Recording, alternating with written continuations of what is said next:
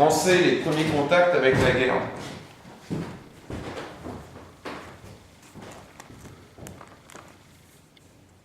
Les mobilisations se déroulent dans l'ordre et la discipline partout en Europe. Les taux de désertion sont quasiment nuls, y compris dans les empires multinationaux qui craignaient la rébellion ou du moins des résistances de la part des minorités halogènes. Ainsi, l'on voit Tchèques et Roumains s'engager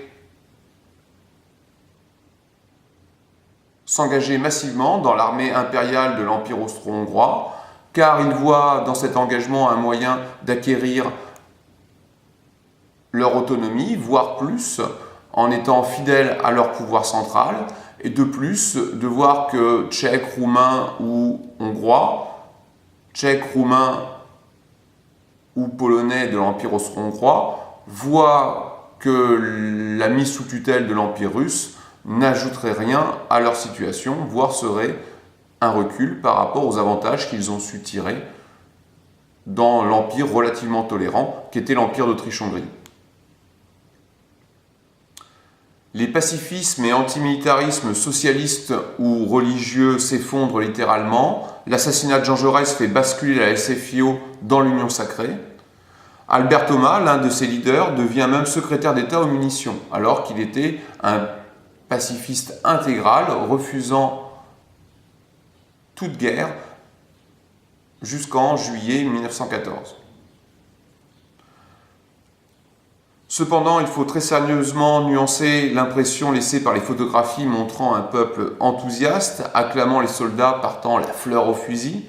Les enquêtes menées par les instituteurs et institutrices montrent au contraire qu'un grand scepticisme s'empare de la population lors de la proclamation de la mobilisation générale.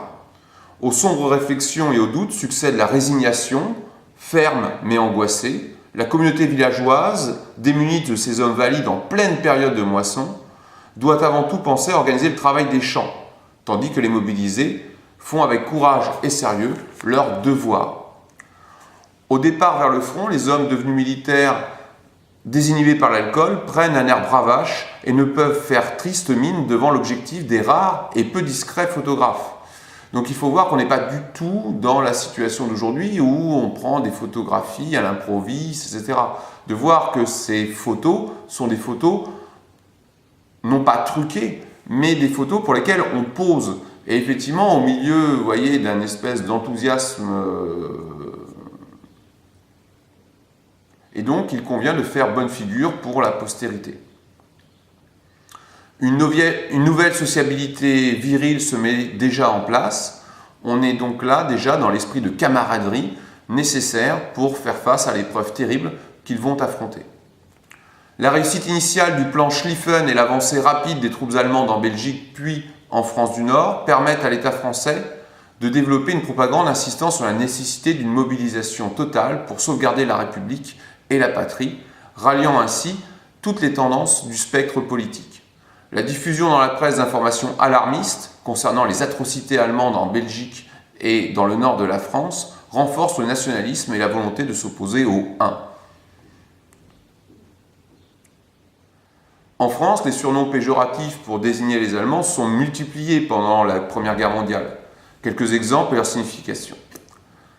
Les Huns, bien sûr, font référence à ces envahisseurs du IVe siècle qui chassèrent tous les peuples germains qui finirent par envahir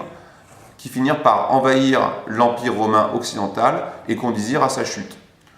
Mais l'on trouve aussi des sobriquets comme Bosch, tête de bois, Schleu, diminutif de Deutsch, qui fait en fait référence à une tribu berbère particulièrement hostile à la colonisation française au Maroc, Vert de gris, Fritz, casque à pointe, Spunz, autant de mots auxquels se rajoutèrent des sobriquets comme Dorifort pendant la Seconde Guerre mondiale, alors qu'en Allemagne, ces sobriquets concernant les Français n'existent pas. On voit donc là une diffusion d'une image extrêmement négative de l'adversaire qu'il convainc que l'on décrédibilise par le discours et que l'on est contraint d'éliminer massivement. Et que l'on est contraint, contre lequel on est contraint de lutter. Contre lequel on est contraint de lutter.